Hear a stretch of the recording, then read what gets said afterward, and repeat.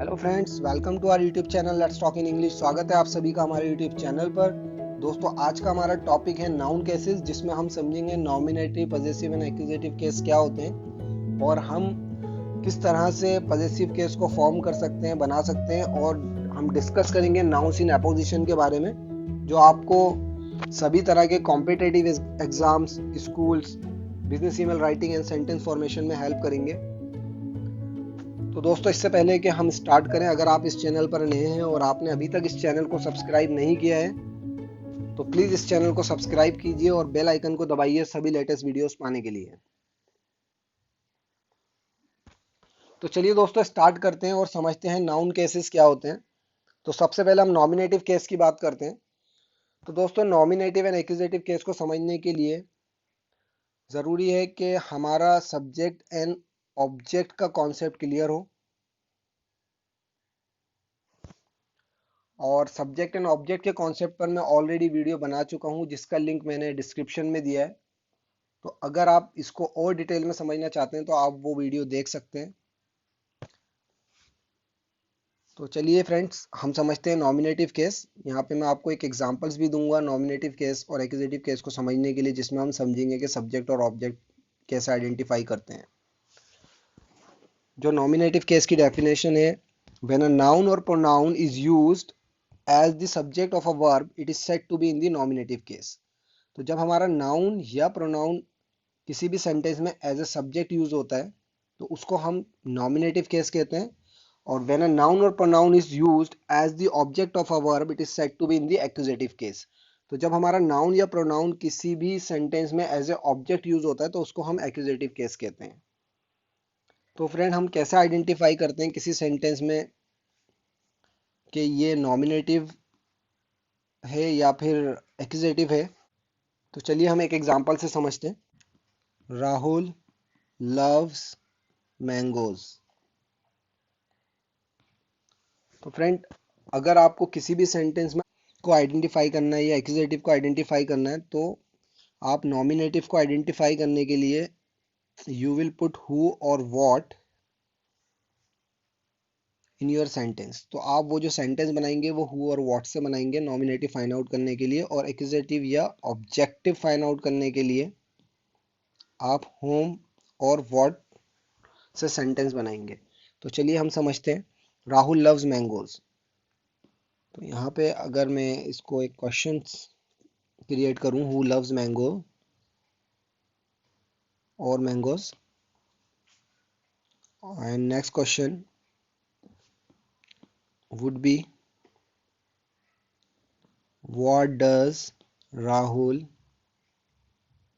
Love. तो friends, इन दोनों question के आंसर क्या होंगे? हु लव्स मैंगोज, कौन मैंगो पसंद करता है? तो आपका आंसर, ऑब्वियस आंसर होगा राहुल। तो नॉमिनेटिव फाइंड आउट करने के लिए आपको हु लगाना है, एंड एक्यूजेटिव फाइंड आउट करने के लिए आपको व्हाट लगाना है। What does Rahul loves mangoes. तो पता चला कि जो राहुल है वो हमारा सब्जेक्ट है और जो मैंगोज है वो हमारा ऑब्जेक्ट है। तो इस तरह से हम सब्जेक्ट एंड ऑब्जेक्ट आइडेंटिफाई करते हैं।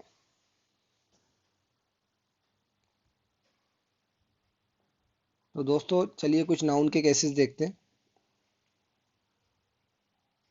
और इन केसेस को स्टडी करते हैं। तो हमारा पहला केस है, a noun which comes after a preposition is also said to be in the accusative case.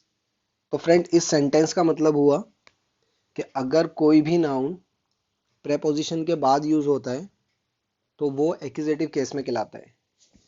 जैसे इस सेंटेंस के अंदर जो टेबल है, ट्री है, ये दोनों नाउन है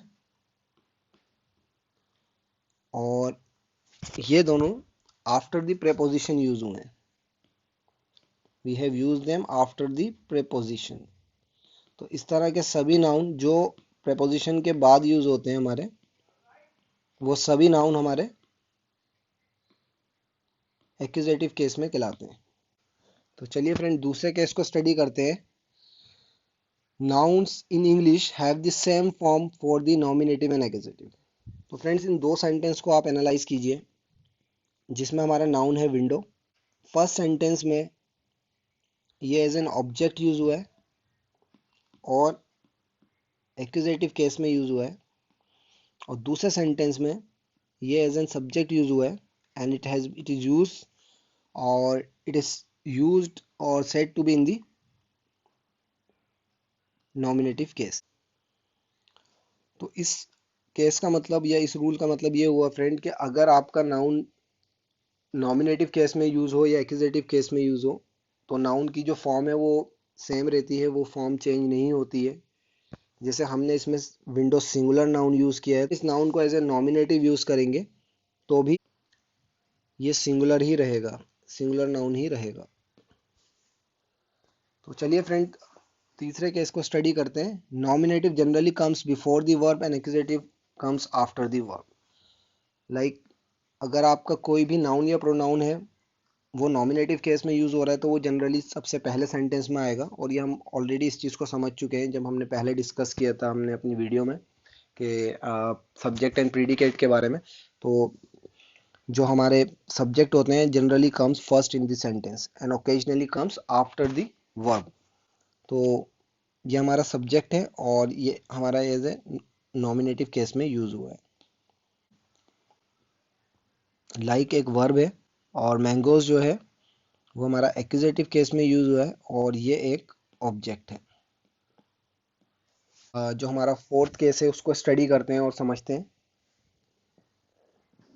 the noun that shows positions, authorship, origin और kind is said to be in the positive case. तो फ्रेंड्स का मतलब ये है कि अगर कोई भी नाउन किसी पोजीशंस को बता रहा है या किसी ऑथरशिप को, ओरिजिन और काइंड को, तो वो नाउन हमारा एज ए पॉजिटिव केस में यूज हुआ है। जैसे यहाँ पे रामाज अम्ब्रेला, तो इसका मतलब क्या हुआ फ्रेंड, इसका इसका मतलब ये है कि द अम्ब्रेला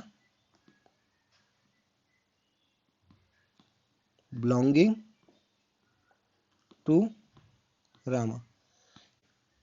ये जो हमारा पॉजेसिव साइन है एपोस्ट्रोफी एन एस, ये पोजीशंस को बता रहा है कि ये जो अम्ब्रेला ये बिलोंग करती है रामा से। सेंटेंस फर्दर सेंटेंसेस को एनालाइज करें जैसे शेक्सपियर्स प्ले, तो ये हमारा possessive signs apostrophe and s ये हमें बता रहा है कि ये जो प्ले है उसका ऑथर कौन है।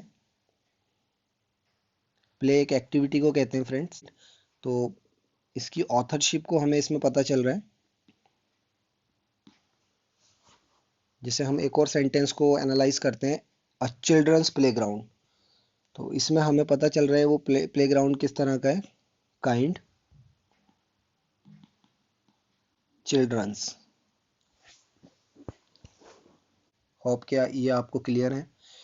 तो चलिए अब formation of the positive case की बात करते हैं और समझते हैं कि हम पॉजिटिव केस को किस तरह से फॉर्म करते हैं, और हम एक एक करके सारे रूल्स डिस्कस करेंगे और उन सभी रूल्स को हम समझेंगे। तो फ्रेंड्स हमारा पहला रूल है, when the noun is singular the positive case is form by adding apostrophe s to the noun. तो इस रूल का मतलब ये हुआ कि फ्रेंड्स जब हमारा नाउन सिंगुलर है, हम सभी जानते हैं कि नाउन हमारे दो तरह के होते हैं, सिंगुलर एंड प्लूरल, और हमने बहुत सारी क्लासिफिकेशन के बारे में नाउन के पढ़ा है, सिंगुलर प्लूरल नाउन क्या होते हैं और किस तरह से सिंगुलर से प्लूरल बनाए जाते हैं। Formation of singular and plural की पर भी मेरी एक वीडियो है, वो भी आप देख सकते हैं, डिस्क्रिप्शन में उसका लिंक दिया हुआ है। तो फ्रेंड्स जब नाउन आपका सिंगुलर होता है उसका जो पॉजिटिव फॉर्म करते हैं हम वो एपोस्ट्रोफी एंड एस लगा के करते हैं, और ये सब पोजीशंस को डिनोट करते हैं। जैसे बॉय एक सिंगुलर नाउन है, उस पर आपने एपोस्ट्रोफी एंड एस लगाया तो ये पॉजिटिव केस है। यहाँ पे फ्रेंड एक चीज नोट करने के लिए है, the letter is omitted in few words where too many hissing sounds would come. अगर हमारे किसी सेंटेंस में बहुत ज़्यादा हिजिंग साउंड्स है तो हम उस सेंटेंस में सिर्फ उसका पॉजिटिव बनाने के लिए, या अगर उसे पॉजिटिव केस फॉर्म करना है उसका आपको, तो आप सिर्फ एपोस्ट्रोफी का यूज़ करेंगे, एपोस्ट्रोफी एंड एस दोनों नहीं लगाएंगे। तो फ्रेंड्स हिजिंग साउंड्स क्या होते हैं, ये these are the too long sounds. जैसे आपके वर्ड्स है conscience, goodness, justice and Caesar's. तो ये जितने भी वर्ड्स हैं जिनके लास्ट में हिजिंग साउंड है, जैसे सीजर्स, गुडनेस, तो जितने भी ऐसे अगर आपके किसी भी वर्ड में टू मैनी हिजिंग साउंड्स हैं तो आप उसमें सिर्फ अपोस्ट्रॉफी ही लगाएंगे। तो फ्रेंड कॉन्शाइंस किसे कहते हैं? Conscience a person's morals sense of right and wrong. Conscience हमारा होता है किसी भी पर्सन का मोरल सेंस, या फिर जिसको हम ज़मीर भी बोलते हैं, और हिंदी में हम इसे कहते हैं विवेक। तो दोस्तों चलिए समझते हैं हम second rule. When the noun is plural and ends in s, अगर हमारा नाउन प्लूरल है और वो एस पर एंड होता है तो possessive case is form by adding only an apostrophe. जैसे हमारा बॉय है, ये सिंगुलर है, इसका जो प्लूरल है वो बॉयज है, तो अगर हमारा कोई भी प्लूरल एस पर एंड होता है तो उसमें हम अपोस्ट्रॉफी लगाएंगे उसके पॉजेसिव केस को फॉर्म करने के लिए। जैसे गर्ल्स। तो फ्रेंड जनरली जितने भी हमारे नाउन हैं उनकी जो हम फॉर्मेशन करते हैं वो एस या ई एस लगा के ही करते हैं, प्लूरल फॉर्म जो हम बनाते हैं उनका। तो आपको सिर्फ अपोस्ट्रॉफी ऐड करना है। When the noun is plural but does not end in s, तो दोस्तों हमारा तीसरा रूल है कि जब हमारा नाउन प्लूरल है और वो एस पर एंड नहीं होता है the possessive is formed by adding apostrophe and s. तो तीसरे रूल में अगर आपका कोई नाउन है और वो नाउन का जो प्लूरल है वो हमने बनाया है इनसाइड वॉवल को चेंज करके, चेंजिंग बाय इनसाइड वॉवल। तो हम जानते हैं कि कुछ नाउन ऐसे हैं जिनका प्लूरल जो बनता है वो इनसाइड वॉवल को चेंज करके बनता है। तो इस तरह के सभी नाउन में हम एपोस्ट्रोफियन एस लगाकर पॉजेसिव केस को फॉर्म करेंगे, जैसे आप यहाँ देख सकते हैं। चलिए friends, now let's talk about the fourth one. When a noun और title consist of several word the possessive sign is attached to the last word. जब हमारे किसी भी टाइटल में सेवरल वर्ड्स आते हैं या एक से ज़्यादा वर्ड्स आते हैं, जो हमारा लास्ट वर्ड है उसमें हम पॉजेसिव साइंस ऐड करते हैं। The prime minister of Mauritius speech, ये एक टाइटल है और इसमें सेवरल वर्ड्स हैं, तो इसमें पॉजेसिव साइंस जो आप ऐड करेंगे जो वो लास्ट वर्ड में करेंगे, जैसे मॉरिशियस।